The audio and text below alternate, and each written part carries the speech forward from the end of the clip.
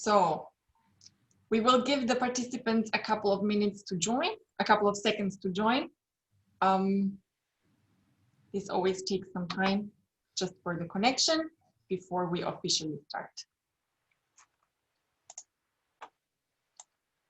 So I can see the number of attendees is increasing, people are joining.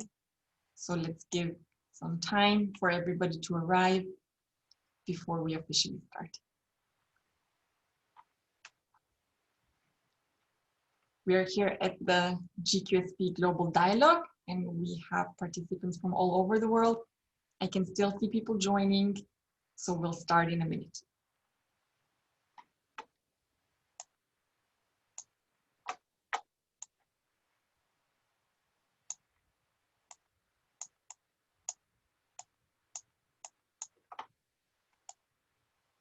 All right. Well, first of all, I'd like to welcome everybody to this first GQSP Global Dialogue. We're very pleased to have representatives from all GQSP countries here with us today.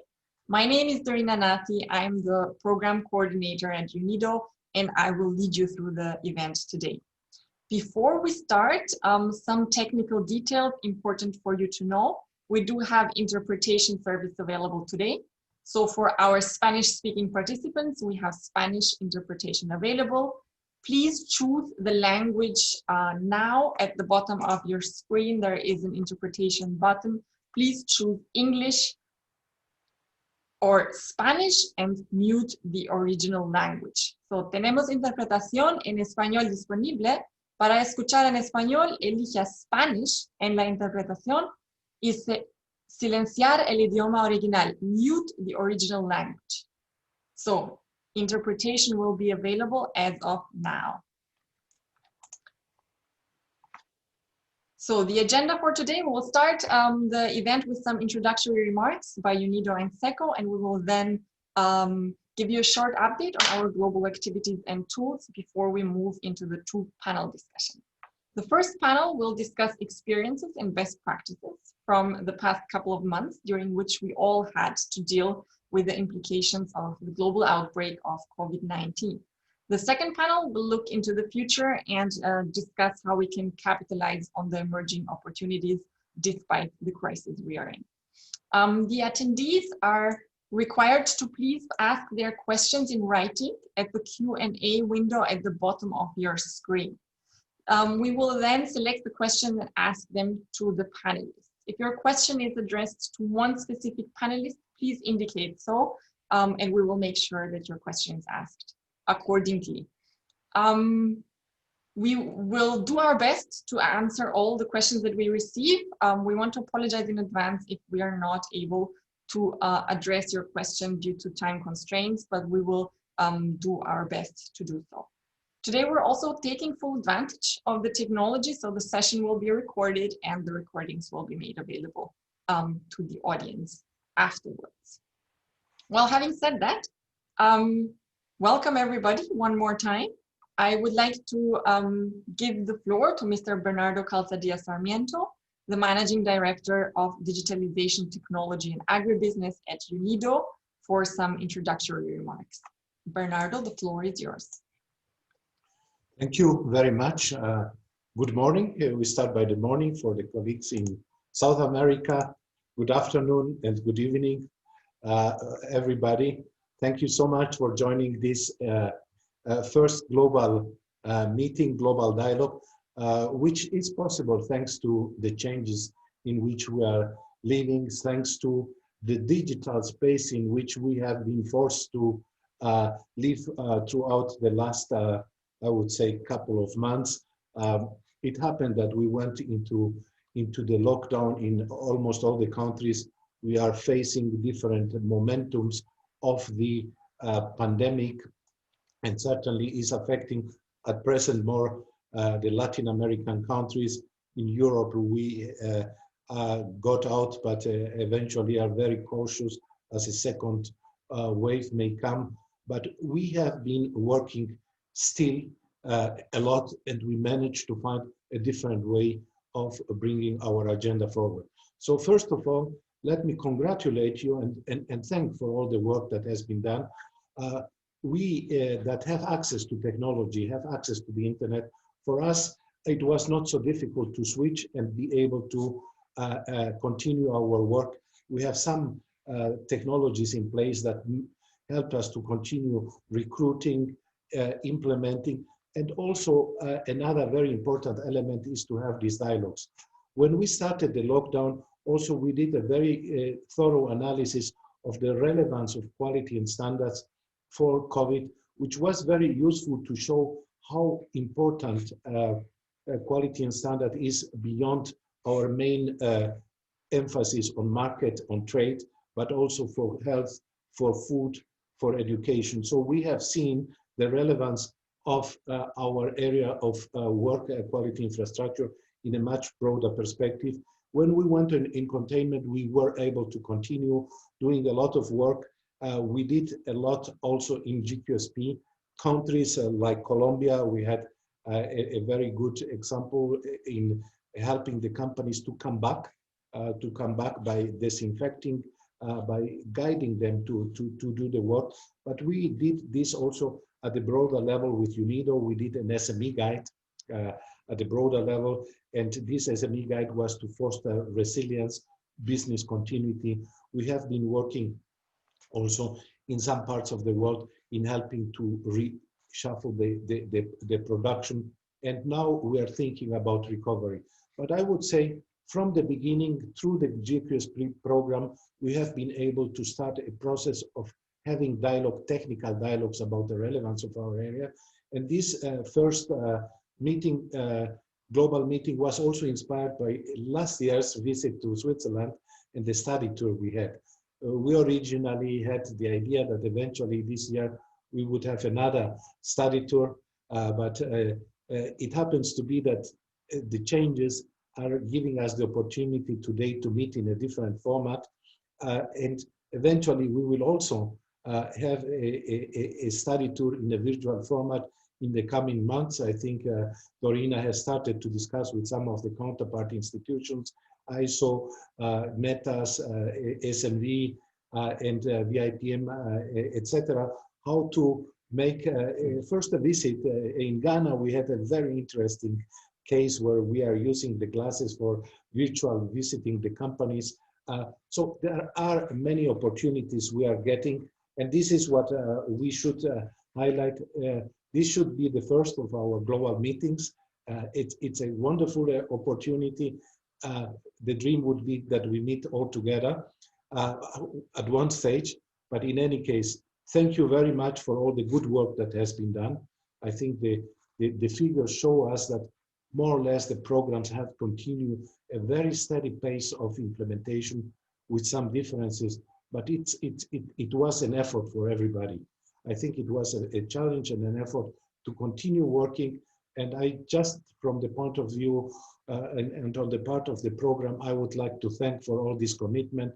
Also, SECO has been interacting with us, pushing us to go forward. Thank you very much to everybody. And this is part of this process, to stick together, to know that by working very close together, we can face all the challenges. Thank you very much. And I wish a very, very good discussion today. Back to you, Dorina. Thank you very much, Bernardo, for these introductory remarks. And without further ado, I'd like to give the floor to Ms. Monica Rubiolo, who is the head of trade promotion at SECO. Monica, the floor is yours. Thank you, Dorina, for giving the floor, and thank you, Bernardo, also for initiating this very interesting discussion. Good morning, good afternoon, good evening to all the participants.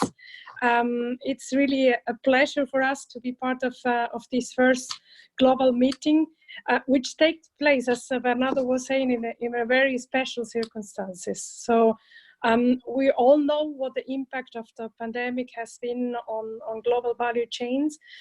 We are facing this on a day-to-day basis, what the challenges are that come along with a very uncertain situation, with developments that are changing from day to day and from geography to geography.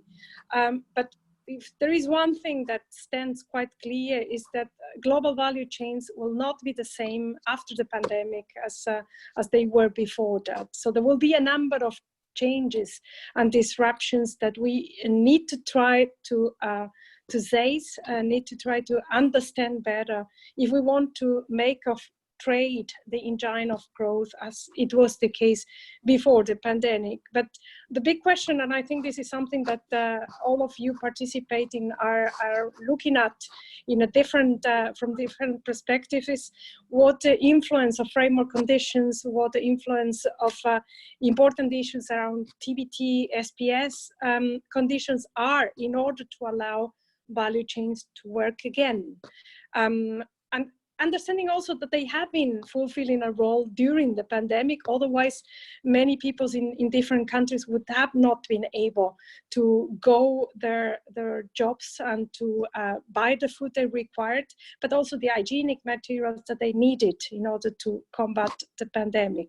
So we all have seen what the pandemic implies. We don't know what the final consequences will be, but we all guess that it's about adapting to this new normal.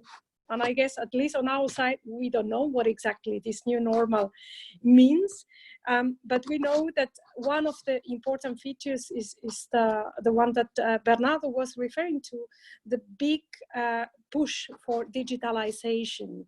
And the meeting today is really a very good example of how to adapt and how to use the new technologies for working remotely, for discussing remotely, for exchanging remotely.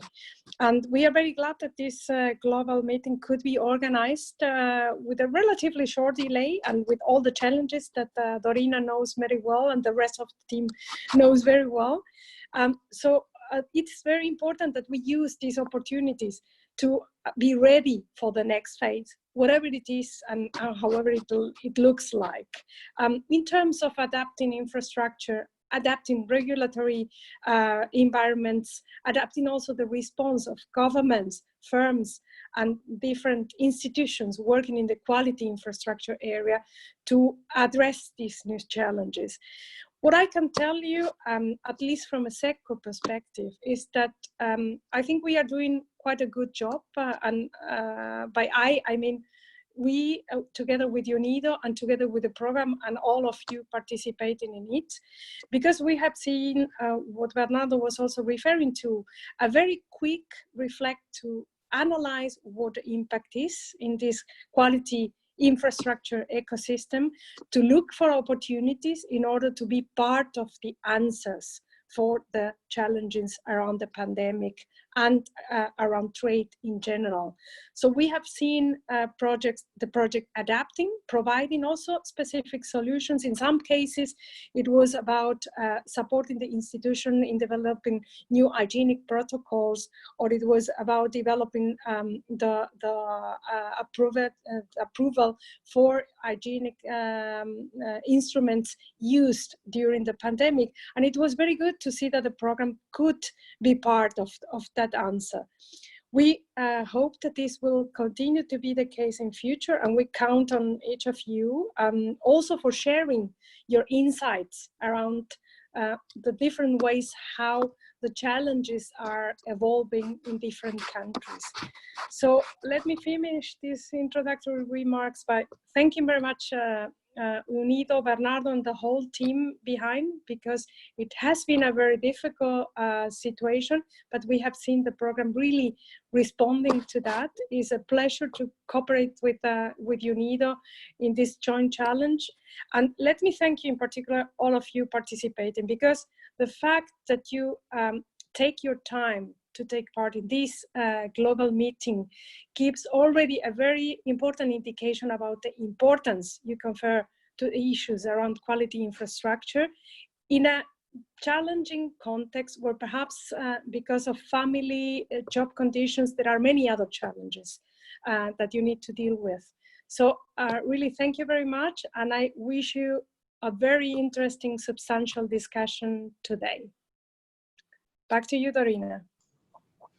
Thank you very much, Monica. Thank you for your introductory remarks. I can only agree. This is a very special setup but at the same time, it allows us to reach out to 10 countries, and we have more than 150 participants registered for the event. This is something that is much easier now with the technology that we are using, and we're very happy that we can use this setup. So before we go into our panel discussions, we have two today. Let me briefly give you an update on our ongoing work at global level. I will not go into the technicalities of the global tools, but I'm happy to give you an update.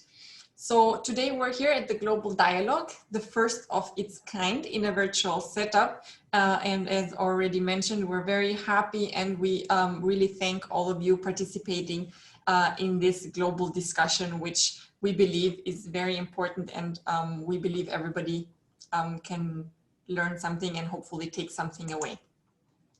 We just heard the introductory remarks, and after a global update, we will have two discussions. One which will share experiences and lessons learned from these challenging times, and another one which will look into the future and discuss how we can capitalize on the opportunities that are emerging from this crisis.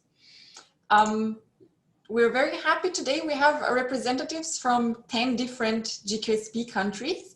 At least. So we are spread over 5 continents, work on 14 value chains.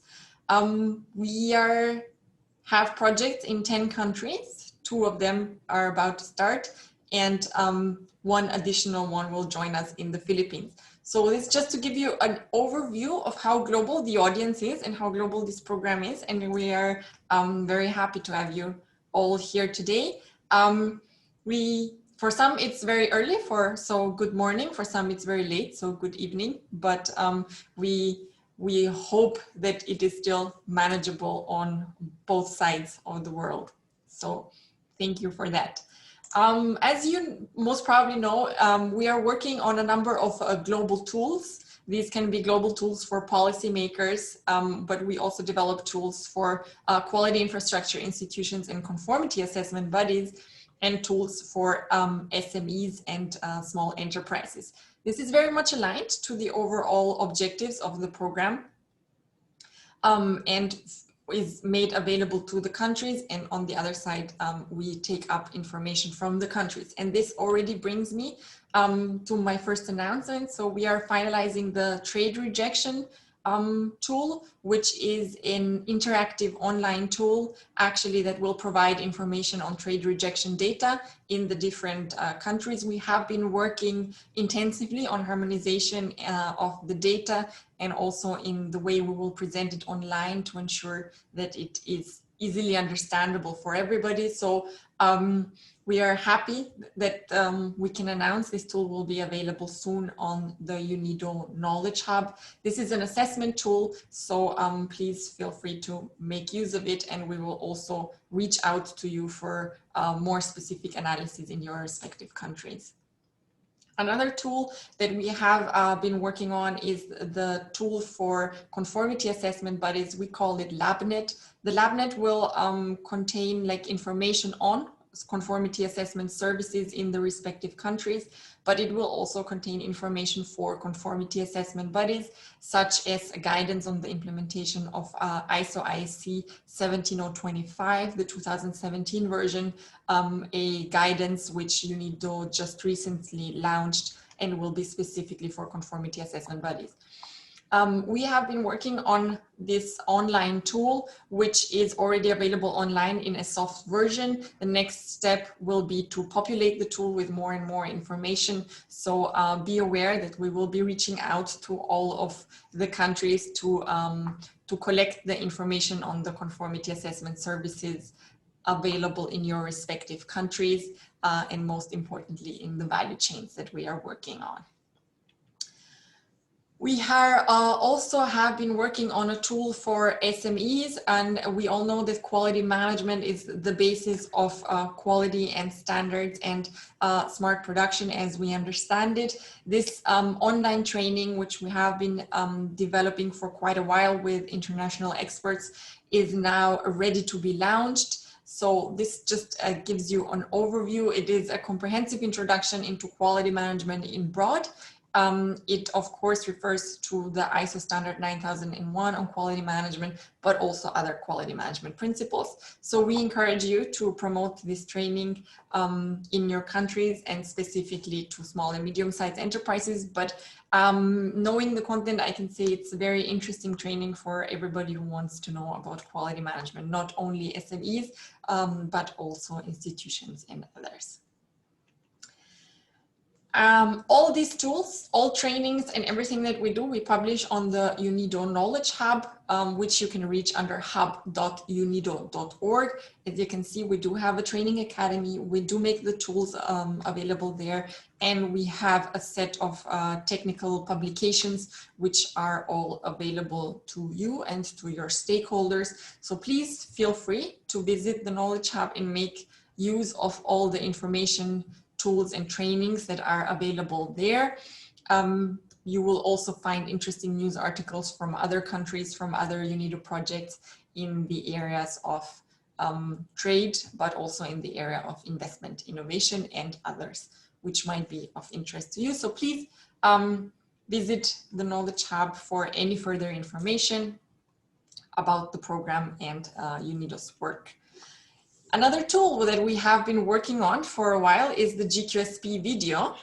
And before we move into the technical discussion, I suggest that we watch the video together to kick off this meeting.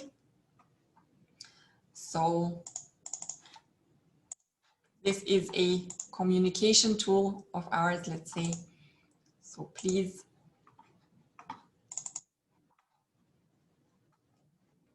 enjoy the video.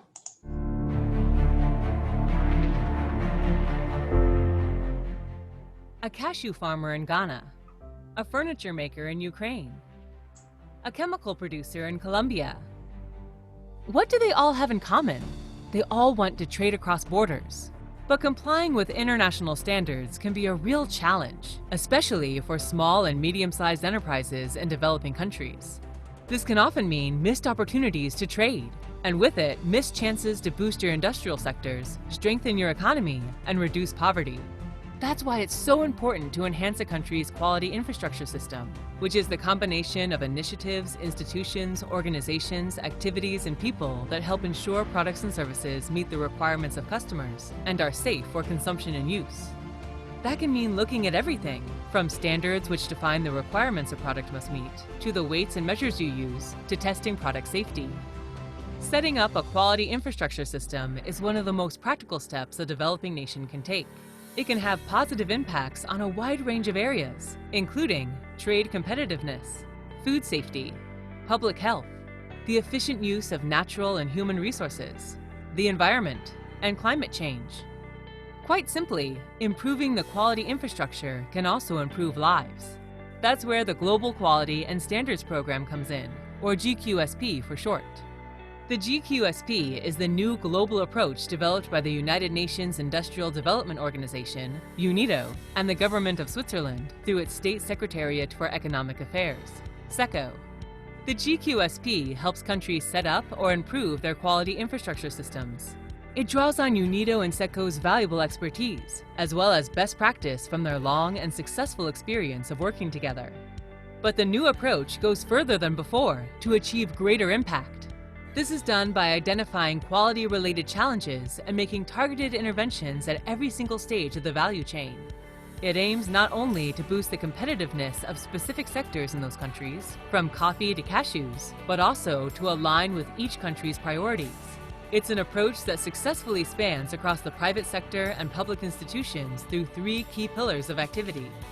First, to work with partners to enhance the institutions that provide quality infrastructure, including testing of products. Second, to support producers at every stage of the value chain to enhance their production and helping them to access the services that can help them improve compliance. And third, to raise awareness and build a strong culture that establishes quality as a basis for sustainable economic growth. Today, we can see powerful examples of the GQSP helping specific sectors, particularly those with small farmers and producers, meet international standards and export right around the world. In Colombia, it's helping to create an enabling environment for chemical exporters by facilitating the public-private dialogue. In Peru, it's helping the coffee and cocoa producers upgrade their capacity. In Costa Rica, it's supporting small producers by enhancing the traceability of their meat products. In Ghana, it's boosting capacity for small producers of cashew, cocoa, and oil palm and applying blockchain technology for traceability. In South Africa, it's building on experience shared from Colombia to harmonize requirements for the export of essential and vegetable oils designed for food, health, and cosmetic products.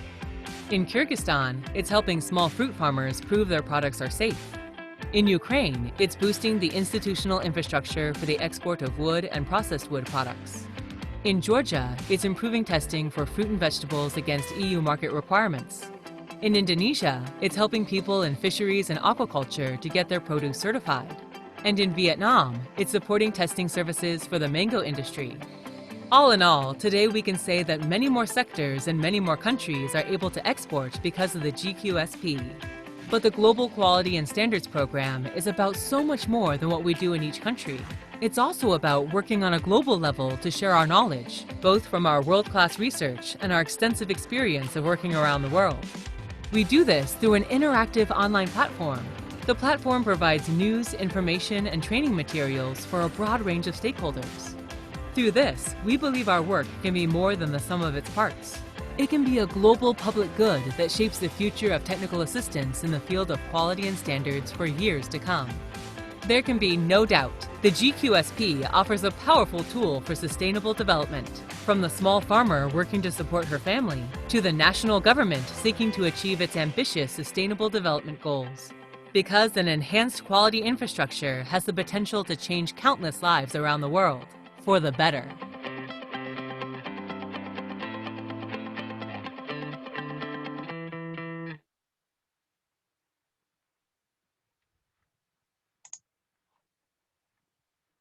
So thank you very much. I hope you enjoyed the video. Please feel free to use it in your country project, promote, and explain what we do in the GQSP.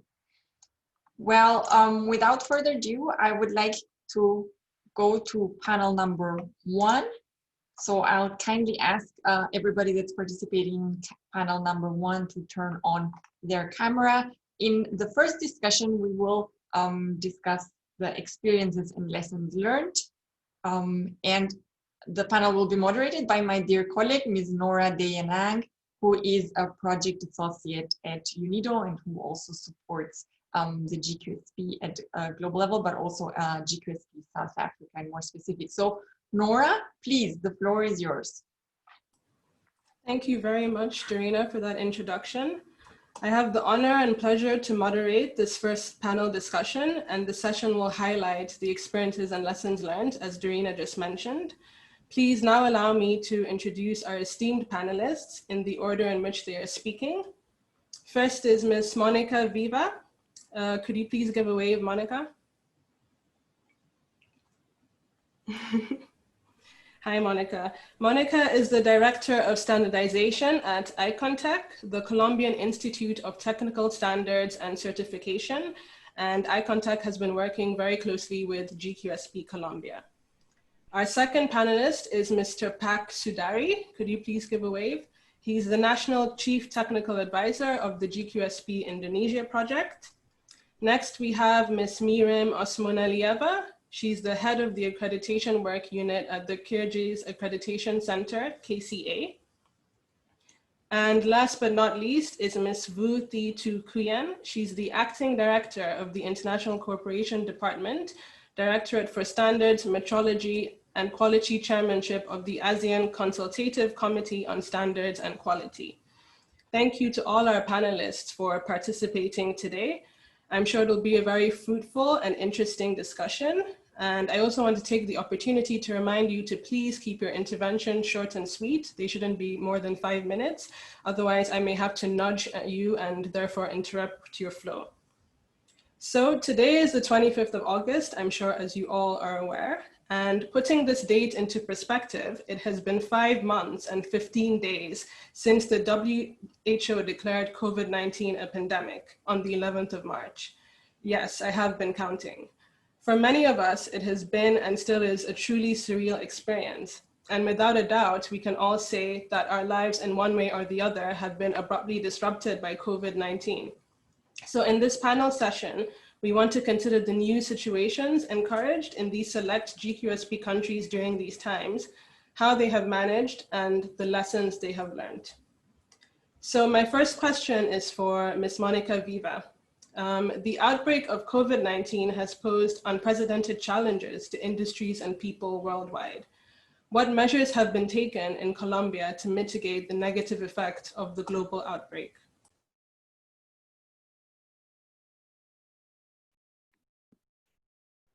Thank you, Nora. Thank you so much for everyone. For me, it's a pleasure to participate today in this panel. In Colombia, we have taken measures to prevent the accelerated growth of infections and to protect citizens by seeking to have enough infrastructure to attend people infected.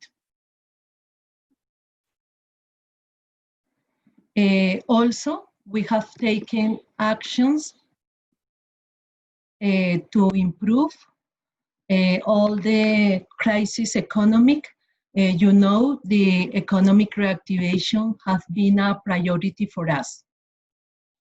I would like to refer to this action developed in relation to the virus, its transmission, and how the standards have served as a support.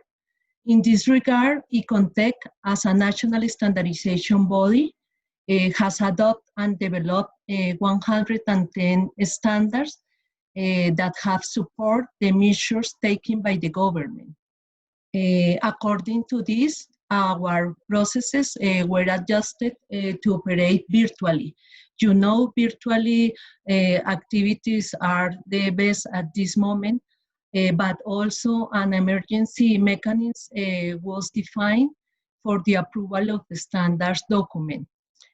For us, it's very important at this moment to approve very quickly the standards in order to give this standard to the companies and the government to be applied in this pandemic time. Standards have been developed in relation to COVID testing, sample handling, medical devices that are so necessary for patient care. Also, we update and adopted standards for personal protective equipment that is very necessary at this moment. Also, with the support of the GQSP project, 24 documents related to disinfection materials, test methods were adopted. The support of this project was very important for us at this moment. But also, we adopt standards about economic crisis, business continuity, and resilience that also is very important. As a support to the society, all the standards related to the management of the crisis generated by COVID were made available to our stakeholders in free. To achieve the dissemination and application of these standards, different activities have been carried out. For example, forums, virtual chats, activities like this one today, and events by social media, Facebook Live also, promotional material that promotes knowledge and application of the standard were developed. We know that this is also very important. An excellent experience that I would like to share with you is related to a standard on mechanical ventilators. With the isolation measures that began in March in Colombia, our government intends to slow down the spread of the virus spread in order to prepare a greater capacity in the health system to attend people infected with COVID. At this point, it became essential for this state policy, the development of standards about the requirements applicable to mechanical ventilators required to assist patients. So we support the research groups that began to design and develop ventilators in our country. Always thinking to assist patients, but also thinking about the export of these medical devices as an example of the reconversion of processes and the incursion into new markets, which contributes to supporting the economy recovery so necessary at this time in our country, but also around the world. An additional element that we have also worked have been the generation of confidence for the citizens and the workers of the companies in relation to the biosecurity measures that are adopted by the different sectors to help and support companies. For example, in Econtech, we have a customer service line through which employees of companies can consult all the concerns that have regarding the application of biosecurity measures, protocols that apply to demonstrate to users that the risks of infection have been reduced. I know that this is also important. All the crisis has allowed us to know the value of technical standards to support the development of production processes, the generation of confidence, the opening of new markets, and of course the transfers of knowledge. Another lesson learned is related to the value that technology has for the development of our activities and to bring us closer to all stakeholders so that we can achieve synergy and active participation in the construction of the standard for the benefit of our society. This is a very short summary about the measures taken in our country. Thank you so much. Thank you very much, Monica, for that intervention. As you rightly said, COVID-19 has, in this time has shown that specifically in the medical sector, the development of standards is very key to address shortages in medical equipment, PPE, and availability of standards helps the medical supply chain. So thank you very much for that intervention. Now over to you, Mr. Sudari. Global value chains worldwide have been affected by the pandemic, and aquaculture is no exception. How did you and Indonesia deal with the challenges, and what new practices did you have to introduce to ensure your quality system could operate? Thank you, Nora. Good evening from Jakarta for everybody. My name is Sudari. Thank you for this opportunity to preview on this GQSP Indonesia. First of all, Indonesia is one of the countries hit hard by the pandemic. We are one of a lot of casualties, and then now it's still rising. Till now, the government still enforcing a lot of measures, restriction, and for us, we still work from home up to now. Though the government already start opening up the offices, maybe 30 or 50% of the employees can start working, but most of them are still working from home. So, of course, as mentioned by earlier speakers, that the value chain is critically affected, including our sector in our aquaculture sector. Because of our program in Indonesia, we are working with the 5 value chain, that is namely seaweed. We are working also with shrimp. We are working with the catfish, pangasius, as well as milkfish. Yeah. So all are farm product, and then because of the declining demand, because of this, what is it,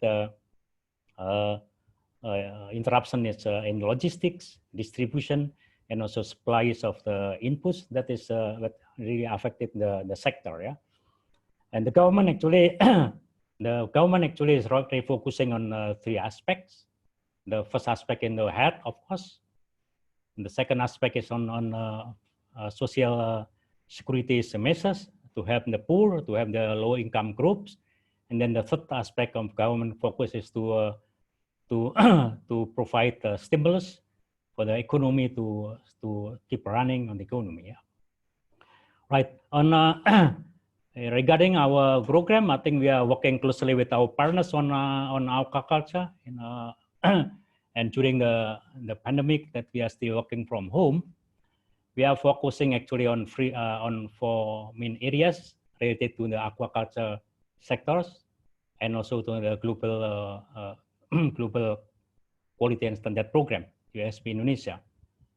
The first focus is we are providing and formulating the reform on the quality infrastructure, in particular on the quality and safety assurance system in fisheries, and then also in national quality policy establishment, that we are providing providing some recommendation on the reform that we call harmonizing and streamlining the services for quality and safety assurance system in fisheries sector, including in aquaculture. The second area that we are working is on on national quality policy, that we are working together with the National Standardization Bureau, PSN of Indonesia. And then the third area that we are working is to establish SOPs for SMEs, for farming, for good farming practices. Up to now, we already developed 13 SOPs for the 5 value chains. And then this 13 SOPs, the next step will be to be piloted with a group of farmers, with our partners, to see whether the SOP really works for them, really provide a benefit from them. So for them, yeah. So this is the third areas that we are working with. Another areas that we are also a lot of activities we are doing is to do the capacity buildings, both for the fisheries officers like fish inspectors, like quality coach, auditors, and also evaluators of Indonesian good aquaculture practices, and also for fish quarantine and inspection agency of the Ministry of Fisheries in Indonesia. So so far, I think we do a lot of capacity building activities online, of course, and the response is really overwhelming. From start of the April up to this August, I think 25 capacity buildings related to ISO, related to standard, international standard, and also to the good practices have been carried out both by the local expert and as well as international expert. And then the new thing that we have been introducing and then received very good response is there are 3 aspects. The first is sorry to interrupt, Mr. Sudari. We're just running a little bit out of time. So if you could just wrap up your thoughts. Thank you. Okay, thank you. I think just 1 minute. Excuse me. I think we introduced one aspect of remote assessment for conformity assessment. I think there's very good response from the both government and also private sector. Up to today, we have conducted a workshop and training workshop, 3 sessions of training workshop for fish inspectors for capacity building for remote assessment. Then the next will be helping the government to kind of amend the regulation to provide legislation basis for the remote assessment. I think this is an update from Indonesia. Thank you very much for your kind attention. Thank you. Thank you, Nora. Thank you, Mr. Sudari, for your intervention, for giving the value chain perspective. You highlighted the effects of the pandemic on the value chains through disruptions in production and consumption, and the fact that conformity assessment procedures are crucial in demonstrating that specific requirements of these products have been fulfilled. So thank you very much for that. Now on to Ms. Omonalieva. If I could ask you to turn on your camera kindly.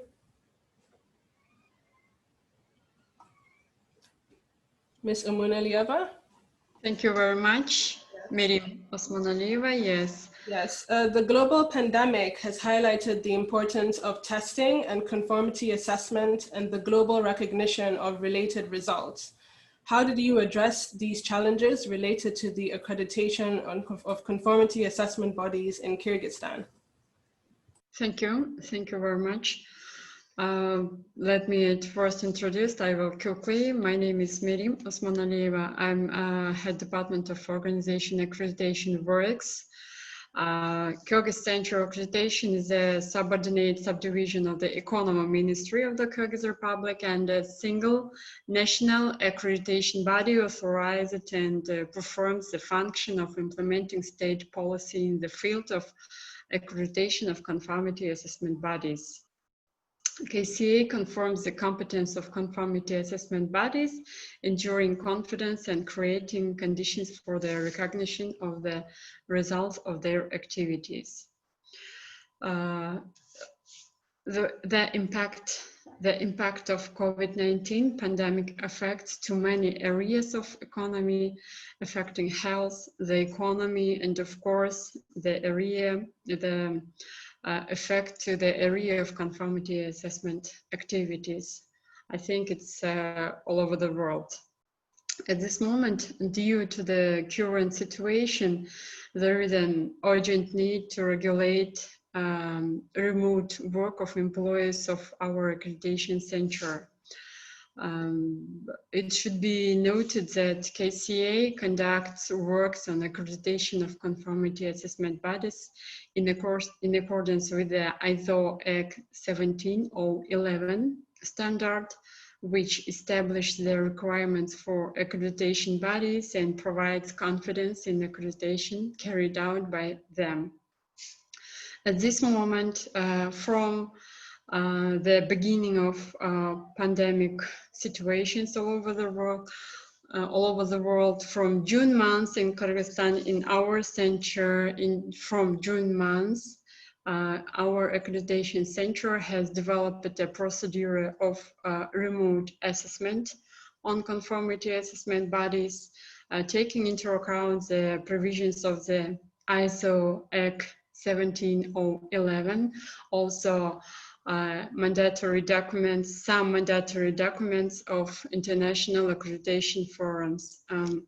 Of course, we took into account the risks associated with the COVID-19. This procedure establishes guidelines and criteria for expert teams on assessment appointed by our accreditation center. In the developing process of remote assessment procedure, an important place was occupied by analyzing the availability of resources of all participants who implement the evaluation from both members of the expert group and the conformity assessment bodies.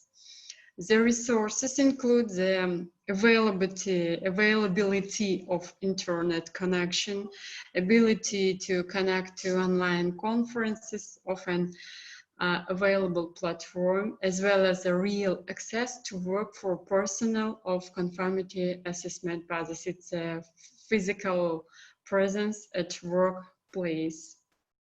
Until now, Kyrgyz Central Accreditation specialists have been analyzing the conformity assessment bodies in accordance with the COVID-19 situation, taking into account the condition, especially in our Republic, Kyrgyz economy. Also, the aim, we noted that the aim of the remote assessment is establish an appropriate level of confidence in the results of the conformity assessment bodies in evaluation carried out by Kyrgyz Central Accreditation. Using an informational communication technology, ICT, remote assessment can improve the speed of accreditation work.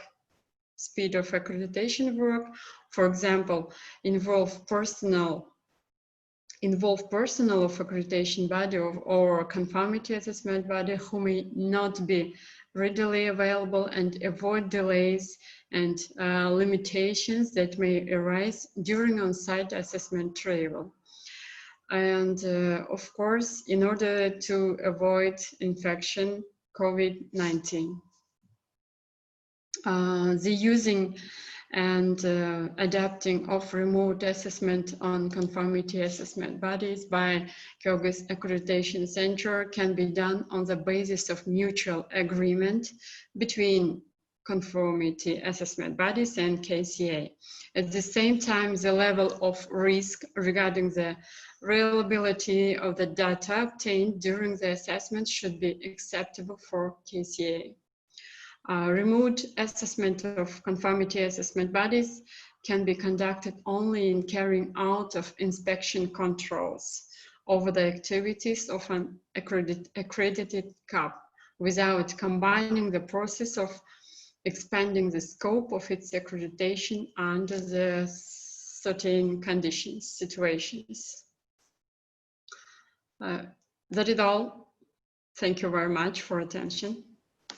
Thank you very much for your intervention. Indeed, the mutual recognition of accredited test results facilitates the trade in essential goods. So thank you very much for that. Now on to our final panelist for this session. Last but not least is Ms. Kuyen. During the past months, we have faced an increased demand for PPE, personal protective equipment, many of which did not meet the international quality requirements. What related challenges did you face in Vietnam, and how is the matter addressed at a regional level? Thank you, Nora, and greeting from Vietnam. My name is Nguyen from the Directorate for Standard Metrology and Quality, NSB of Vietnam, and happy to see you online and to make sure that you are still safe and healthy. And as you see, this is a very normal mask made in Vietnam. And recently, in the context of the pandemic, and Vietnam was one of the countries who took the earliest measure to prevent the spreading of the coronavirus. And one of these measures are the border closure. And it means that no more the supply chain, there's a break in the supply chain. And in this context, we need to mobilize our own resources, especially in producing the PPE, ensuring the PPE enough for the domestic demand, as well as for doctors, nurses, and people, and Vietnamese people. And in Vietnam, people are quite familiar with wearing face masks when they go outside. And however, in order to, in the context of the pandemic, and this is mandatory for everybody in Vietnam. And however, the government also instructed that there should be enough PPE for the hospital and for the domestic demand. And so the challenge, the first challenge for us is relating to the standards and quality for PPE. And the Ministry of Health rapidly issued the decision on the temporary technical guidance for face masks, including the standards for face masks. And the Minister of Science and Technology instruct the NSB, the STAMEC of Vietnam, to review and to develop the additional standards for PPE if necessary. And as the national standard body, and so we provided the free TCVN, that is a Vietnam standard, for PPE Vietnamese enterprises and inform them about the free and the right standard provided by the ISO, IEC, by SEN, and also the countries in Europe, in Asia, and United States, everywhere. As a result, we already ensure the PPE security for domestic use as the priority. And we can also donate the masks and other PPEs for other countries, such as in ASEAN, in European countries like Italy, France, Germany, Spain, UK, and to Russia, US, Australia, India, which are severely impacted by the COVID-19 pandemic. And the second challenge relating to the meeting requirements for export. And after ensuring the a good number for the domestic use, and so the government allowed the enterprises in Vietnam to export overseas. And however, the different countries, they apply the different requirements, different standards, especially in the European countries, EU, and in the United States. And so, so far, the Vietnamese enterprises need to meet those requirements in standards and regulation to those markets. And they need to, for example, they need to get the EU, the CE mark for the European markets and the requirements of FDA, for example. And so together, all the ministries and the trade representatives work together. They provide the right channel and the business matching and good information for the enterprises. And although we can meet the requirements set by the standards, however, the challenge for us here is the testing and the certification capacity to meet the overseas requirement just partly achieved by the CAB in Vietnam, conformity assessment body in Vietnam. And so enterprises need to seek the foreign CAPs to get the conformity assessment result and to get the green pass to those markets. And so now the CAB in Vietnam are trying to invest themselves and also to upgrade the capacities in testing and certification so that we can meet the requirements of the standards in Europe to provide the evidence for accepted by those markets overseas. And in ASEAN, because I'm now taking the chairman at the chairmanship of the ACCSQ, the ASEAN Consultative Committee for Standards and Quality. And in ASEAN, we have the working groups on standards, working group on conformity assessment, and the medical device product working group. And in the spirit of ASEAN, that is a unity among ASEAN, we share the experience, best practice, and regulation for PPE during the COVID-19 pandemic. And so sharing with each other so that to learn from each other, from the best practice from the ASEAN members. And I have seen the four lessons to be learned. The first is we need to enhance the awareness about the application of the standards for PPE. The second one is to enhance the capacity on standard development and the conformity assessment. And the third one, to enhance the cooperation on the mutual recognition arrangement for PPE in the future. And the fourth lesson is to enhance the harmonization of the standards at the national, regional, and international level. And so from that point of view, that is a very brief information about the experience in terms of standards and conformity assessment for PPE in Vietnam. I would like to share with you and to hope to learn a lot from all of you and stakeholders all over the world. Thank you very much for inviting me to this global dialogue. Thank you. Thank you very much, Ms. Nguyen, for your interventions, particularly the 4 important lessons that you highlighted at the end. Thank you for that. Now we will open the floor for questions from the audience. You'll have about 10 minutes for a Q&A session. Please note that due to time constraints, if we're not able to answer all your questions, I apologize for this in advance. So our first question is for Ms. Monica Viva. A question from the audience. In Colombia, you have translated and made available relevant standards. Has there been any cooperation with other countries in the region in these efforts? Many measures have been taken. What do you consider was the most important action that you took?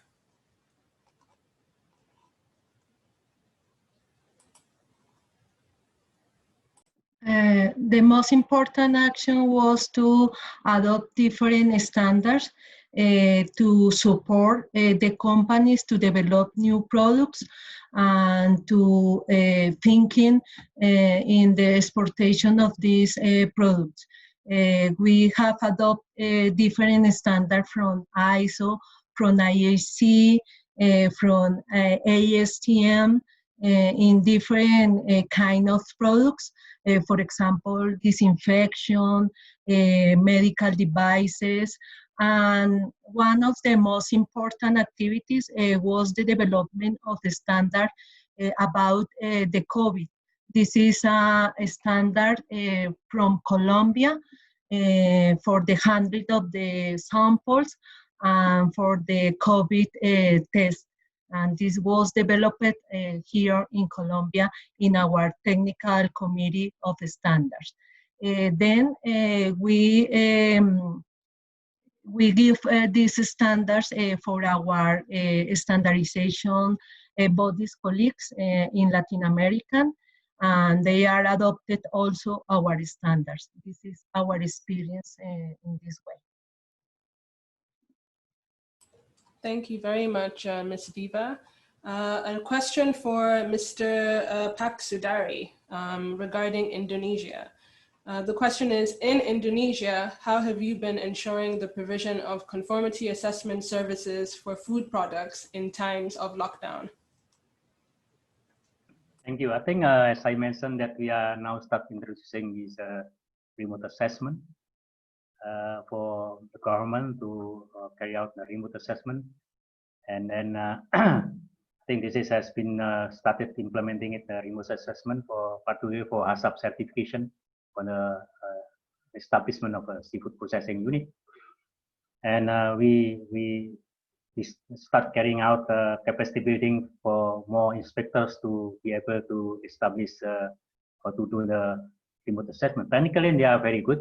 But probably the challenge is the facilities. I mean, sometimes you need infrastructure, good internet connection, good equipment and facilities to do the remote assessment. I think this is still a homework for us to help the government to improve the facilities as well as on the legal basis. Because in the legal framework for the quality conformity assessment and the regulation, I think remote assessment not yet covered in the regulation. I think we are working with the Ministry of Fisheries and also the PSN. Now we can help them to establish a legal basis on this remote assessment. And then this is not only be done during the COVID. I think the government already agreed that beyond the COVID, I think remote assessment will be implemented because of the vast area of Indonesia, and then the limited resources on the inspectors and as well as the financial resources to cover all corners of Indonesia. I think beyond the COVID, remote assessment will be also implemented, in particular for low risk products. Yeah. Thank you. Thank you, Mr. Sudari. Question now for Ms. Kuyan. In Vietnam, what have you done to raise awareness on the relevance of standards? Yeah, that is a very good question. And so to use the right standards is could benefit the enterprises from the beginning.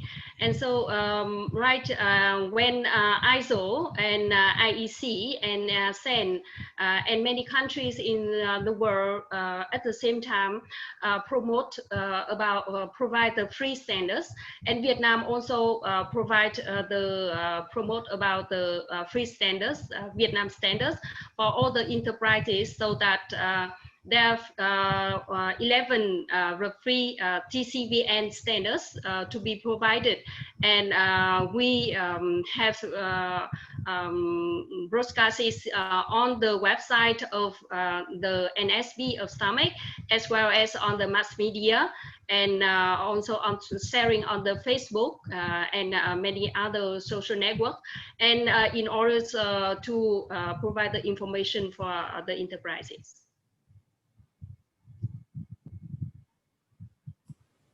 Thank you very much for your intervention. As we are running out of time, I leave room for one more question for Ms. Osmonelieva. An audience member has asked, is KCA planning to conduct remote assessments with conformity assessment bodies soon? Thank you for question.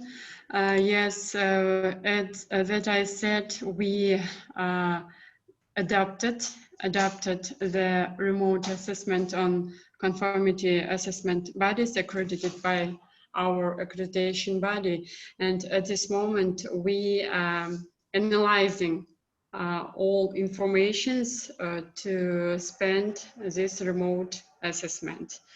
I think we will end our analysis to the end to the end of August, and then we will begin. But as I said, we will conduct only inspection controls, not accreditation assessment. We will conduct only inspection controls after finishing our analyzing. Okay, thank you very much. As we are approaching the end of this session, I would like to ask the panelists for a final round of comments, closing thoughts, a word that you would use to sum up the points that you made today. Starting with Ms. Monica Viva.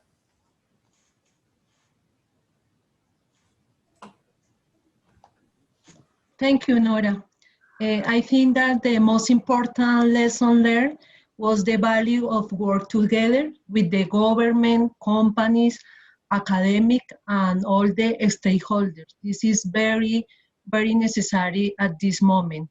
And of course, the standardization as an activity that promotes the productivity, and the most important, allow to give confidence to the society and the citizens and the companies, and permit to give a conformity assessment activity that is very important to demonstrate that the product comply the requirements that in this moment is very important.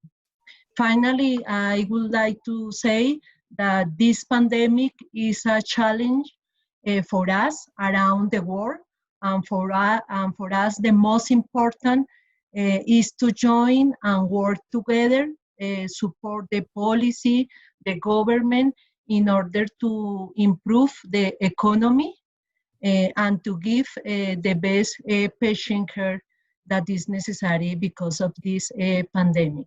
Thank you so much. Thank you, Mr. Sudari. Thank you. I think we are lucky here in Indonesia that during the pandemic we have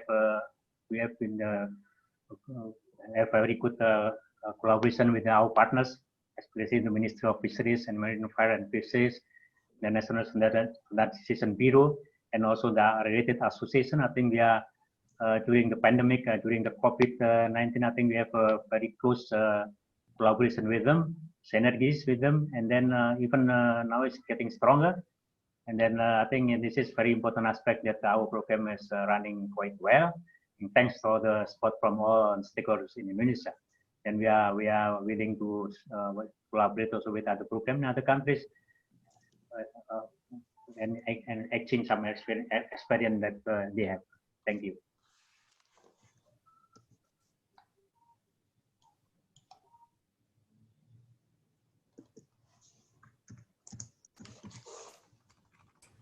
Excuse the minor hiccup. It seems that we all got disconnected. Mr. Pak, if you would like to just wrap up on your final comments. Apologies for the interruption. Okay, sorry. Yeah, we are fortunate that we have a very good support from our partners, from the Ministry of Marine Affairs and Fisheries, from the National Bureau of Standardization Bureau, and also from the related association. I think we have very good working and collaboration together during the COVID, and also that is making us getting stronger. And then that is an important aspect of collaboration and synergy also with other programs. And then also, of course, we have also very strong support from SECO in Jakarta, representative SECO in Jakarta, and this make the program running quite well. We make a very good adjustment during the COVID. I think I'm confident that for the next coming month, I think when things getting better, I think we can even do better or to implement our program. Thank you. Thank you very much. Over to you, Ms. Kuyen, if you could keep it as short as possible. Thank you. Yeah, thank you, Dora. And so we must say that the standards conformity assessment help people to trust in the safety of the product and services that they use. And so in the future, the COVID-19 pandemic can be complicated and appears in other form maybe. And so there should be a global effort to develop the standards, best practice and guidance for all countries in the world. I would like to recommend that. Yeah. Thank you very much. And finally, Ms. Uzma Aliava. Thank you very much, UNITE, for organizing this conference in video format. It was the best opportunity to associate with the representatives of other countries, listen their opinions, their experience, useful and productive informations. Also nice to see all of you by online communication, and every information that I heard was very useful, relevant, effective, I think, and I will hope that I will share with my experience, knowledge with my colleagues. Thank you very much. Thank you very much to all the panelists for your stimulating insights. It's been a really good discussion. There have been many important takeaways, and in closing, I want to summarize some of them in 3 points. The first is that sharing experiences, lessons learned, and best practices is crucial to avoid further contagion and to mitigate the effects of the pandemic. The second is we have seen the importance of quality standards and conformity assessment beyond just trade and market access to a focus on health, and this has shown we need to consider QI in a broader perspective. And third is the fact that we need to make the most of new technologies as well, to share experiences, to discuss, to help quickly develop and disseminate new standards and deal in conformity assessment practices. So thank you very much. With that, I close the session. I want to thank all the esteemed panelists and audience. It has been a pleasure. Now over to you, Dorina. Thank you. Thank you very much, Nora, and thank you very much to the panelists of panel number 1. Indeed, today we are experience sharing. We are sharing best practices and we're using new technology, so our activities are only being reinforced by the conclusions of the panel. And with that, I kindly ask participants of panel number 2 to turn on their camera, as we will be moving immediately into the panel. And without further ado, I hand the floor to Mr. Marco Croihi, who is a program manager at SECO. So Marco, the floor is yours, please. Thank you very much, Dorina. As Dorina said, I'm Marco Croichi, Program Manager of the GQSP at the State Secretariat of Economic Affairs, SECO, and I will moderate this second panel, for which we're pleased to have stakeholders from various backgrounds and different GQSP. We count with representatives from Peru, Ghana, South Africa, and Ukraine. From Peru, today we have Mr. Ricardo Paredes, the program coordinator of the GQSP Peru. From Ghana, we count with the presence of Mr. Joyce Okori, please excuse if I mispronounce your name, Director of the Standards Directorate, Ghana Standards Authority from South Africa. We're pleased to have Ms. Karen Van Peul, again, I'm sorry for the mispronunciation, Executive Director of the Southern African Essential Oil Producers Associations, SIOPA. And last but not least, representing the project in Ukraine, we have Mr. Jonas Breitenbach from the Bern University of Applied Sciences. It is great to have you all here on the panel. This panel aims at capitalizing on the opportunities the pandemic presents by asking what we can learn for the future. Again, as before, as a housekeeping rule, I would kindly ask you to try limiting your interventions to 5 minutes. The first question goes to Peru. Ricardo, the current pandemic will certainly create challenges for the futures. So what challenges do you anticipate for Peru, particularly in the area of the quality infrastructure, and how can these challenges be addressed? Thank you, Marco. First of all, I would like to say good morning in the case of Peru to all my colleagues and participants in this event. I am very happy to be part of the panelists and give some opinions or comments about this issue. As you may know, the COVID-19 pandemic continues to have significant effects on the Peruvian health and system and economy. The government has taken measures about it. We have been in a very strict mandatory isolation for almost 4 months. There are still strict restrictions on internal transportation between Peruvian regions. Private companies and public entities have restarted operations, but with strict capacity restraints in premises, and also they have to comply with strict requirements on sanitary protocols to protect people's health. Despite that, those measures, we are still in the middle of this situation. And this pandemic has generated, of course, obviously, a strong pressure on the quality infrastructure system and also in the coffee and cocoa value chains. For example, in the case of regulators, supervisors, or main service providers, the challenges are these serious and strict travel restrictions to perform their functions and provide their services. Also, the strict health and safety protocols.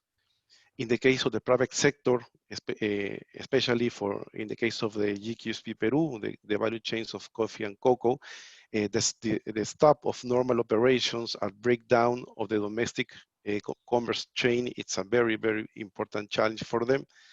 The lack of specialized training in protocols and technical standards is also a very important one. Strict health and safety protocols, and also more strict requirements from their external buyers or the importers of other countries. But as a project and also in strong coordination with the Peruvian authorities, we think these difficulties and challenges are also very big opportunities, or at least we prefer to face them in that way. To give you some examples, this strict limitation in the occupation of offices, commercial and businesses, and the restrictions on domestic movement and transportation. The Peruvian society, not only the companies or the public entities, but I think the society in general, we have gone from the need to remote or virtual or teleworking to the acceptance of that and the interest in virtual tools and encourage their use, no, in almost all the business and public and social situations.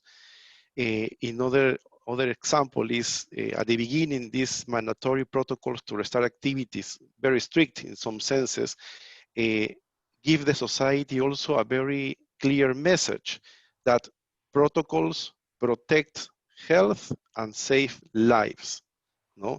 And this creates in the business community, in the public community, and in society in general, an environment of acceptance of quality and technical norms and standards, no? Or protocols in this case, specifically in the health issue, but it could be multiplied to other sectors. And also this greater market requirements for the producers also develops or generates the need, a greater need to bet on quality to stay competitive, no? To comply with these higher standards. In this situation, it is very complex situation, a complicated situation, and also in coordination with the Peruvian authorities and counterparts, GQSP has had to act on these challenges and take advantage of these opportunities.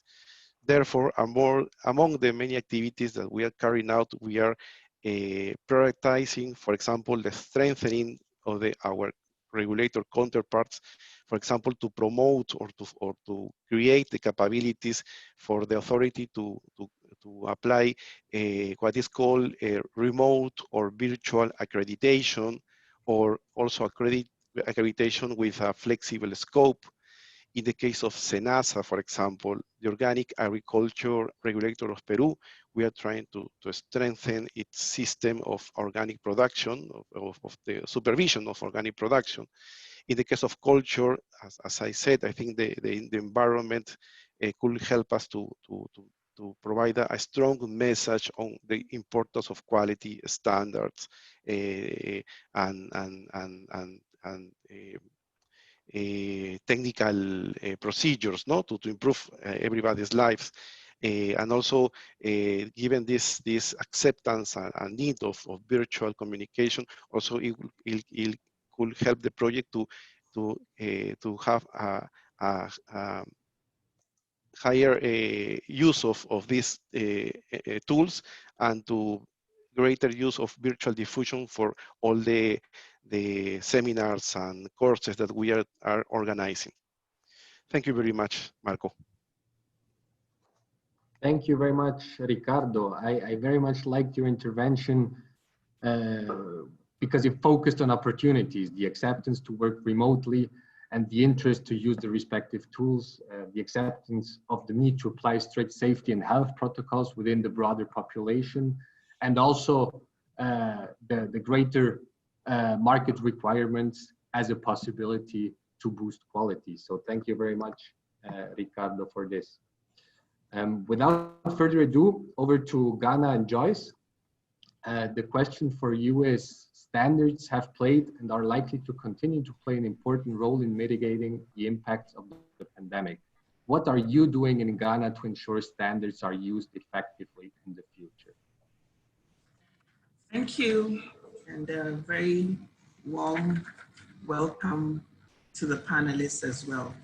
Okay, so with us, the pandemic hit us in March, and right away, the president restricted movements of goods as well as human beings. So we all had to quickly readjust and conform to the new protocols.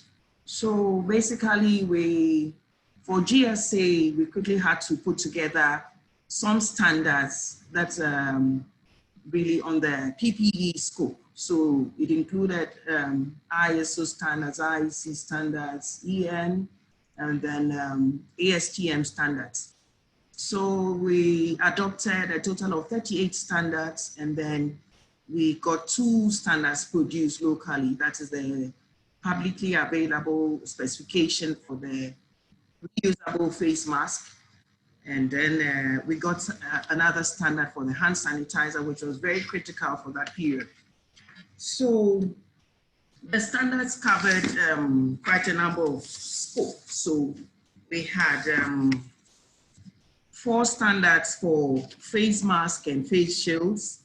And then, like I mentioned, 1 local standard for reusable standard, which were provided for free for industry to quickly pick up the standard and put together the reusable standard, face mask to be used locally. I mean, that was a quick intervention.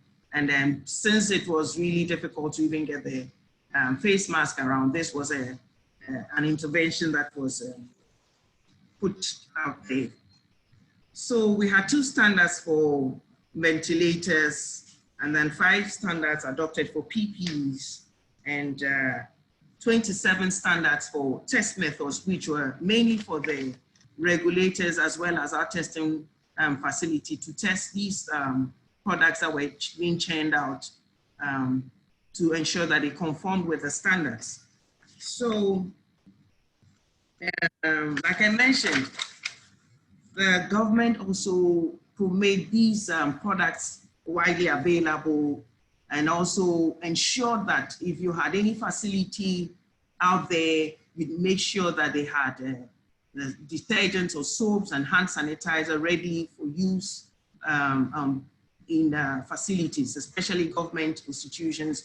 You had to wear a face mask and ensure that you went through the protocols, essential protocols, before you could access any government building.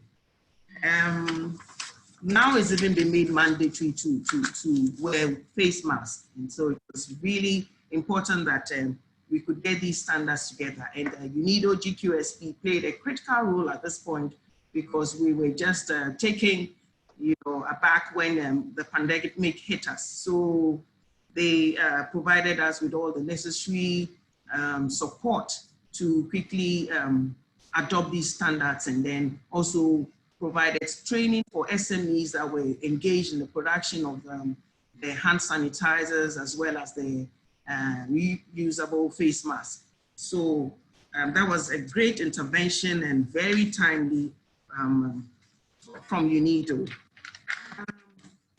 So we can, without the benefits for these standards was the regulatory bodies at the time did not even have test methods to use in assessing these PPEs that were, being churned out, and then the few that were out there, we hadn't even tested. So the test methods helped greatly to ensure that if you had this face mask on, it was actually protecting you. And some other issues were ensuring that we purchased standards that had complied with the standards. So the FDA, that's the main regulators for the face mask, put out a list of, let's say, manufacturers of face masks that had complied with the requirements of the standards. And that was also critical. So you don't have any false hope of using a face mask and wasn't giving you any protection. So that was critical, and UNIDO actually played a real critical role in that. And training the SMEs is also ongoing, and the few we have done is really appreciated, because most of them did not really understand, what the requirements were, or we're just putting things together. But taking them through these standards greatly helped them. And we have some animations that was also sponsored by the UNIDO GQSP, and we had them on social media. You could have them. There were flyers on electronic flyers on social media, so people could readily have access to these requirements that were put out, timely for use. So like I mentioned, the awareness program is still ongoing. We had some feature articles in the national dailies, throwing more light on what UNIDO GQSP project was all about, and how they had supported Ghana, at that really critical time. And it's very much appreciated. And maybe I am overemphasizing maybe, but that really played a key role. And we quickly, got our technical committees together, which helped. And, we did all of this via Zoom because of our situation. And trying to manage the social distancing didn't allow for physical meetings. So most of these standards were adopted via Zoom, and the reports are ready and very, very encouraging indeed. So I'll say that that's mainly what we have done regarding PPEs and all the essentials that were needed for that critical period and even beyond. And so, like I mentioned, there's ongoing training for SMEs because they're playing a critical role because we couldn't even get imports of these face masks, you know, so we engaged, the government engaged, you know, SMEs to quickly fill in that gap. So that's my little bit for Ghana. Thank you so much, Nido, GQSP, and SECO. Thank you greatly. We really appreciate the support, and it was very timely. Thank you very much. Thank you very much, Joyce. Very interesting. I understand GSA put together a whole range of 38 standards and made them available publicly, and it does contributed to the protection of the Ghanaian population. So thank you very much. On to South Africa and Karen. During this pandemic, we've seen an accelerated use of digital technologies. In South Africa, what are you doing to enhance the provision of digital services in the future? The floor is yours, Karen. Thank you very much for this opportunity, and thank you for being able to share this with you. We have all been through very challenging times, and we are hearing bad news all the time. So I'm not saying that COVID-19 was a good time, but for us, we made full use of the advantages that was offered by modern technology and all the opportunities that is in digitalization. To take you through what I'm saying is I'm going to quickly talk about the meetings that we've had. We were able to carry on with our meetings. We just changed them all, instead of being formal to being virtual. So we used all the platforms, Zoom, Skype, Microsoft Teams, and some others as well. And that was all by the support of the GQSP and by, which we are very thankful for. The industry did not stand still. We also had Zoom meetings with the rest of Southern Africa in our neighboring countries through that platform. Then we were also had informal discussions with our own people. So we didn't lose contact. We continued with the communication with our board of directors and with the producers. And we had a lot of challenges with electricity. And as you know, if you don't have electricity, you cannot link onto all these platforms. So we made a plan. And what we did was we combined all the platforms available, and we had people sharing with their cell phone on speaker with those that did have electricity and did have connection. So we were able to continue right through these difficult times. We were invited due to the support that GQSP were given to us to be corporately visible. We were invited to international conferences, so we didn't lose the contact there. And we were also involved in arranging some of our own. Two of them are already done, 2 webinars. One was coincided with Women's Month in August. So we were able to have a wonderful, very successful webinar where 57 people were attending live, and that was in the time of electricity failures. And because it was recorded, 100 and more people could then view it later. And we managed to link that up on WhatsApp and on other platforms as well. And then we are very fortunate to be able to arrange some webinars. First one is already done on the 13th of August. It was focusing on agriculture, and our participants were from Rwanda and a very rural area in South Africa and Kandla. And that was also done despite all the electricity and all the other challenges that we had. And we were able to count, and it was 56 participants active taking part in that one, with 2 more coming in September, October. I think we are in for exciting times. In November, we have another one coming with our international correspondent, focusing on frankincense and myrrh because it's getting close to Christmas season. So one of our members have also been invited and participated in an international webinar as a technical expert. And we were able to see 34 were connected, of which 16 were from South Africa. Remember, this is an international platform. And of that 16, 12 were actually members of SAHOPA.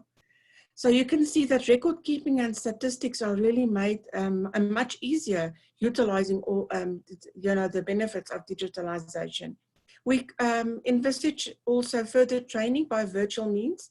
Our people do need a lot of awareness, and I'm so pleased to see other people are having the same challenges. So we are having workshops planned, and where we will continue with the training and also for the awareness of the quality control. For the first time, we will have an association's general annual meeting also in a virtual platform. So nothing is going to stay behind. We'll make sure that we put them all in a basket and make full use of that. We would also just emphasize that linking all the media with social media with all this digitalization was actually part of the success. So when you have a good website, you link that with Facebook, with LinkedIn, with Twitter, and we have electronic web newsletters on our website, and that is all the awareness that we created, and people had time. If only things they were connected, if they had electricity, they were connected, and we carried on. We have seen a tremendous growth in our industry during this time. A lot of success because we had WhatsApp groups as well, with people were able to ask questions and then get answers and share their concerns and also their successes. So in conclusion, we can say that digitalization has offered many benefits that were never before explored. There's a lot of sharing of costs because of transport and accommodation and time that was actually saved during this time. So although we depend on electricity for being connected, we were able to stay in touch with each other, and we were able to share our experiences on alternative platforms. So I do think there's a lot of good news as well. We just have to embrace that. Thank you very much for this opportunity. Thank you very much, Karen, for this interesting intervention. You definitely showed a large amount of flexibility and made full use of the digitalization tools by combining and linking all the platforms available. Thus, you managed to stay in contact with producers and other stakeholders. So thank you very much for that. On to question 4. The last question goes to Jonas, representing Ukraine. The current crisis has shown the importance of resilience and flexibility in every aspect of life. Built on this experience and looking into the future, how can we build resilient value chains that withstand future shocks? Thank you very much for this very interesting, but I think as well, very broad and complex question. Probably at the very beginning, I'm happy to represent Ukraine, but I'm actually not sitting not that far away, I think, from you in Switzerland, in Bern. Probably to explain why we are here representing the Ukraine is because we were mandated by UNIDO to do a value chain analysis of the wood sector in Ukraine. We think, and I think we all agree, that the very beginning, before strengthening a value chain, you need to understand the value chain. And that's where we did our job starting last December until March, still a little bit before COVID. We were happy. But still, we had challenges. We all agreed that value chains are certainly not just a steady line, but a complex structure. And if you take the example in Ukraine, there is a wonderful forest in the western part, but as well there is lots of different stages of transformation. We have suppliers, we have formal, informal sector, we have public, private, so a lot of stakeholders. And to analyze this value chain, there is no, let's say, there is no manual or a master guide existing. So we developed our methodology, let's say, in firstly have a closer look at the market potential on a global level, to understand who are the big buyers and suppliers of wood products in a global view. So who could potentially will and already was buying wooden products from the Ukraine, so sort of the demand side. Then we analyzed, of course, the supply side, let's say we had a closer look on the Ukrainian wood sector with a lot of visits and interviews, thanks to our wonderful partners, Forza, and of course also UNIDO, local office for the constant support.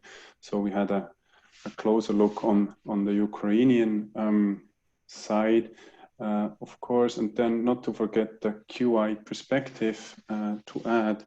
So we put on the quality glasses to have a quality view on quality infrastructure view on this analysis to see where is market potential considering quality infrastructure. Certainly, I think we all agree that to sell locks or to put locks on the market doesn't need the same quality infrastructure than, for example, furniture. And the final, not to forget, different specific criteria, other criteria like, for example, synergies with other ongoing projects in the Ukraine or programs. So first step to understand the value chain, then to strengthen the value chain, we I think we are convinced from BFA's side that only a strong linkage between the public and the private will strengthen value chains, make them resilient against future shocks. If we take the case of Ukraine, there is a long tradition of and a huge number of small and medium enterprises in the wooden sector, and on the other hand, there is historically strong and powerful public sector. So we need, and we are convinced that only to raise, if we are able to raise a strong dialogue, then we are able to strengthen this value chain. And I think just to take as example, if we're talking about a testing laboratory, for example, I think we all agree that, and we know that it's extremely costly to maintain such a laboratory. If we talk about equipment, staff, maintenance, calibration, of course, accreditation, so a lot of costly interventions to do to maintain a testing laboratory, and we need to ask the private sector for what services they would pay for in the future. That's what we did during our visit, of course, as well. We asked the companies and during our interviews what services they would need and where they see potential for strengthening their position and improving export of Ukrainian wooden products. So yeah, that's a short overview and an approach to give some answers to the last question of this panel. Thank you very much. Thank you very much, Jonas. I take from your presentation that understanding of value chains is key. This was done in Ukraine by looking at the global buyers, trying to understand what QI-related bottlenecks are. You also highlighted the need for the public and private sector to work together. Thank you very much for this. Now again, as in the previous panel, we have received some answers from the audience. I think I'll start with the first question, actually not answer. I start with the first question for Joyce. You developed a lot of standards in a relatively short time. How did you ensure that the standards are actually used effectively?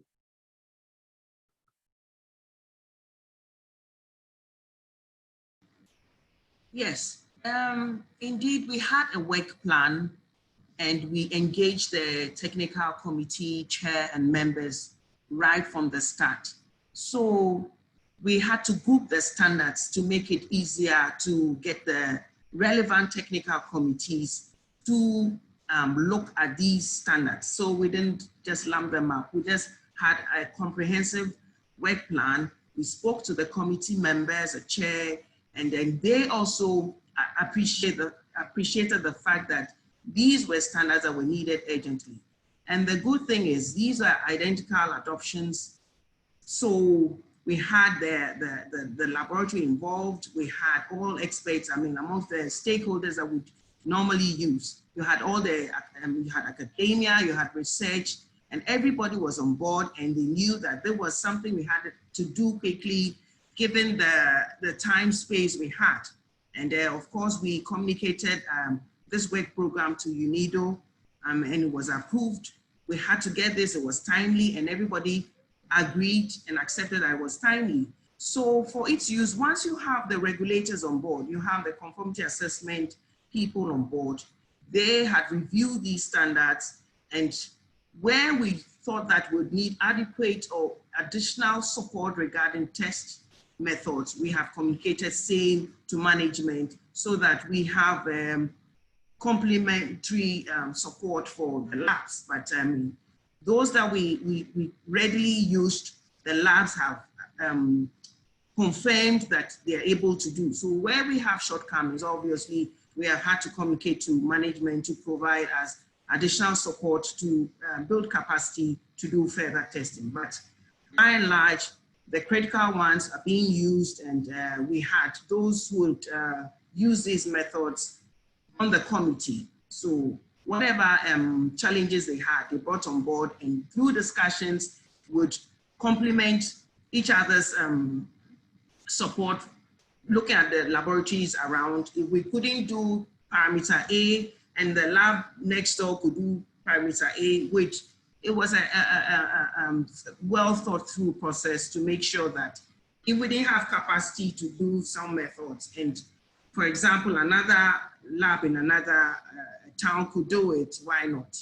You know, the critical thing was to make sure that these standards were adopted, and we had the TC, to the technical committee, to look at it and then agreed that it was critical that we quickly got these standards together to make sure that we had products conforming to the requirements needed. So I think we are fine for now. Wherever we have shortcomings, management is going to take steps to see how we can fill in the gaps. Thank you very much. Thank you very much, Joyce. Very interesting. We have another question for Karen. You seem to have made full potential, full use of the new technologies. Do you intend to continue using virtual means after the crisis ends? What can you take into the future from this? Yes, thank you very much. I think we all got hooked on this now, since we saw the success and we tasted the growth of our little industry through this. So we will definitely continue. As we said, you know, it's saving a lot of costs. And I think the whole advantage being that you can actually bring people together from very far to, you know, discussing common problems for us. So we will definitely continue with that. I don't think it's going to go away. COVID might go away, but no, not the digitalization is here to stay. And we intend to even, you know, continue with it, especially when it comes to training. We have experienced that even people in very rural area, very far away, that didn't have any means to manage to get to a cell phone, and they were connected. So I think that's what we want to take to us in future. We can't address all of the other problems, but we can make full use of what's given to us. And thank you to the GQSP program, you know, we can also distribute the quality awareness in the same way, which is something that we really need in this industry. Thank you very much, Karen. The next question is for Ricardo. To take advantage of the situation, how can we use the situation to better engage stakeholders, match buyers and suppliers, for example? As part of the, first of all, I would like to talk about the project. As part of the project, we have activities in which we will have to make this better communication between producers and buyers. So it's part of our planning in the near future. And in general, I will say that in a broader point of view, like in the value chains, is the use of the telecommunication systems, the use of the virtual meetings, and also the broader use of the compliance with technical and international standards in these specialized areas, no, like cocoa and coffee. I think that in this process of improving quality of the products and in a natural way, the producers, the cooperatives, the SMEs of the sector will meet this requirement from the importers of our other markets, and this communication will be a lot more feasible and also easier, I will say, to establish business entrepreneurships and so on. So that will be my point of view of that. Thank you very much, Ricardo. Now with the last question to Jonas. How will the crisis change the work within global value chains? Do you think it will have an impact on the way we trade globally?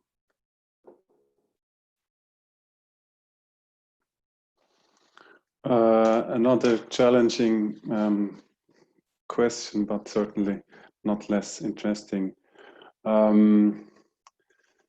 Certainly, I think we all agree that this crisis changed the global value chains. Probably from a wooden perspective, let's say, because we're specialists for the wooden sector, I would say that the global value chains in the wooden sector are kind of stable. We're lucky, I think, for that. Less influenced and less tackled, less touched by the crisis. But still, I think we need to react on the challenges that occur. What we as a university are lucky is that we were already working constantly and increasingly with digital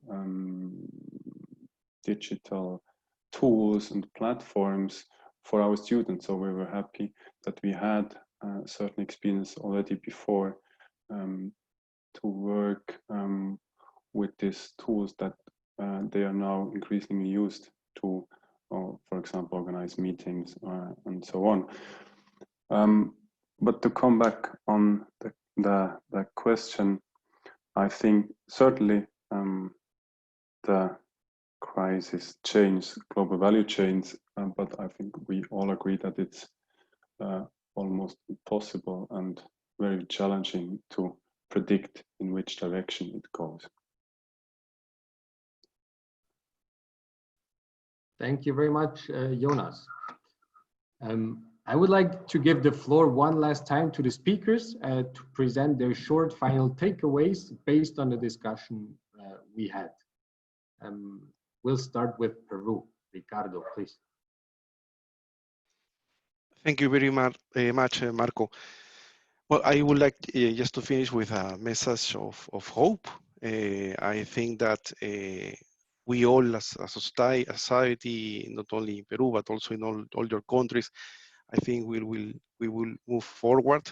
We will move better. I think we will end this pandemic stronger, and initiatives like the global program and also the projects in each country could be a very important tool in this new situation or environment, no, in which again, technical standards, quality, regulations to improve the procedures, the products, and so on.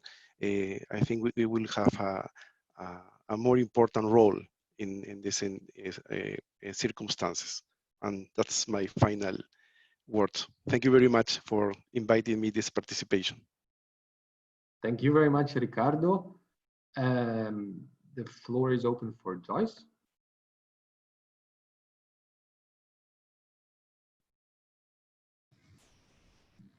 Yes, thank you.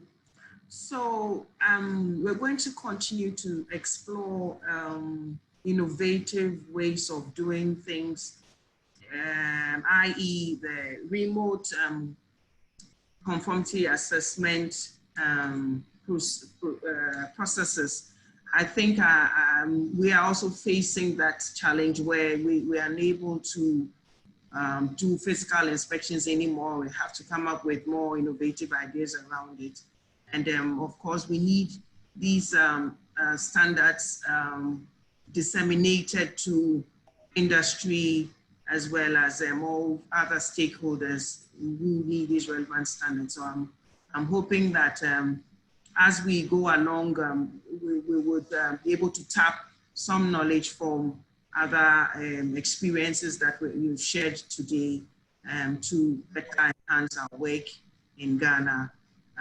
It's been a huge challenge. I mean, work has been affected greatly, and even you realize that we are not able to give out, productivity has reduced, and we have scheduled coming to the office, and so we are encouraged to come up with new ideas in doing work differently but achieving good results. So we'll continue to rely on UNIDO GQSP to support us where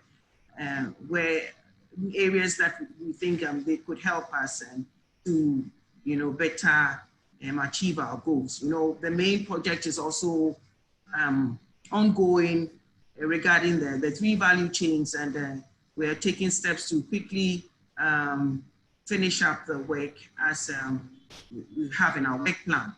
So I'm really grateful for this opportunity. We've learned experiences from other countries, and we know we will have takeaways, and that would also enhance our work, looking at our situation now. So I take this opportunity to thank SECO, UNIDO, GQSP, and for all the support, and we look forward to further collaboration with you. Thank you. Thank you very much, Joyce.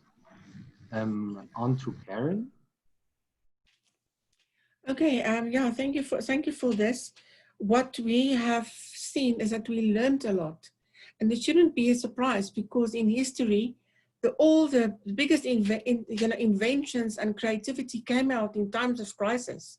So what we learned is that there's a lot more similarities between all of us than there's differences. We just need to focus on that. And like many people before me said, we are all in this together, and we have to embrace the opportunities that actually came out during this time of challenges. So I wanted to thank UNIDO through the GQSP program and SECO for enabling us to become closer, to do better when we do it together.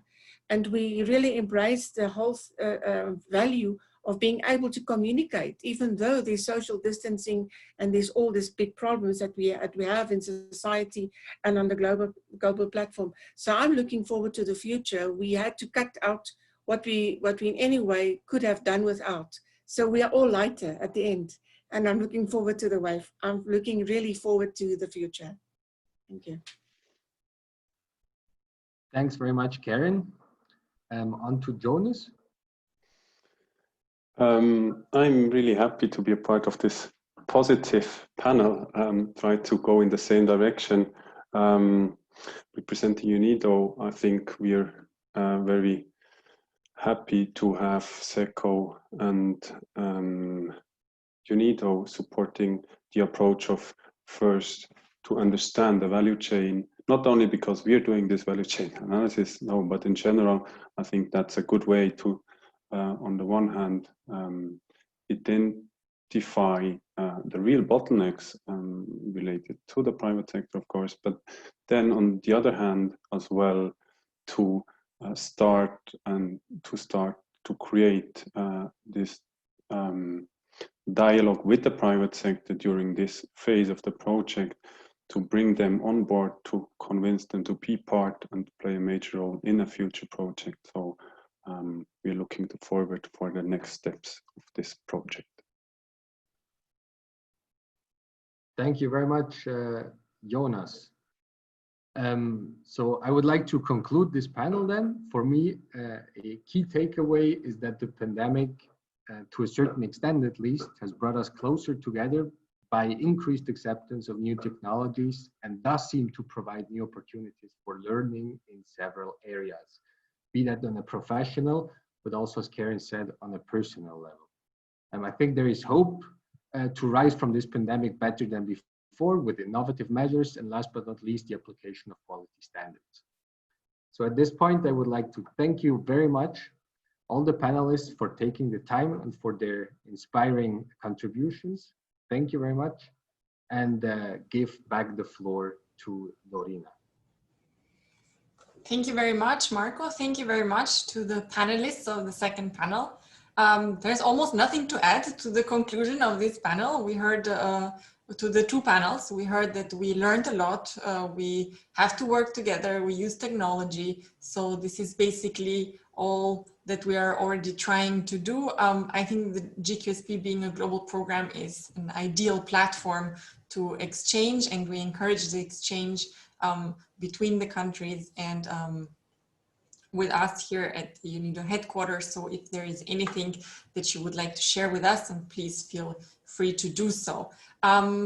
Well, we are very much in time. Without further ado, I would like to give the opportunity to Bernardo to make some closing remarks. Bernardo, would you like to say something?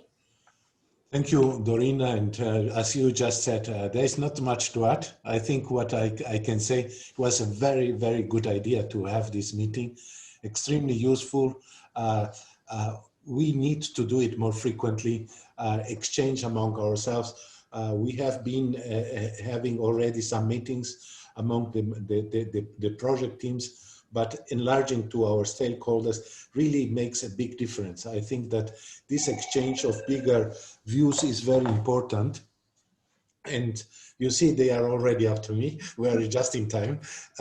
So I just would like to say, the discussion in the challenge and in the opportunities phase has shown us that standards are becoming as relevant as ever, or even more relevant.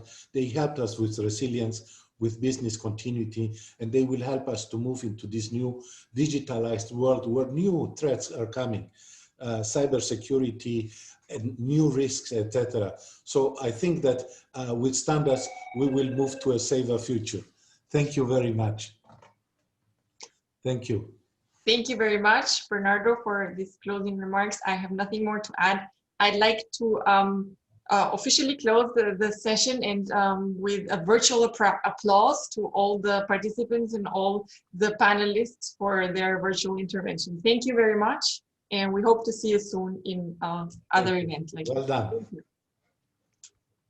Bye-bye. Thank you.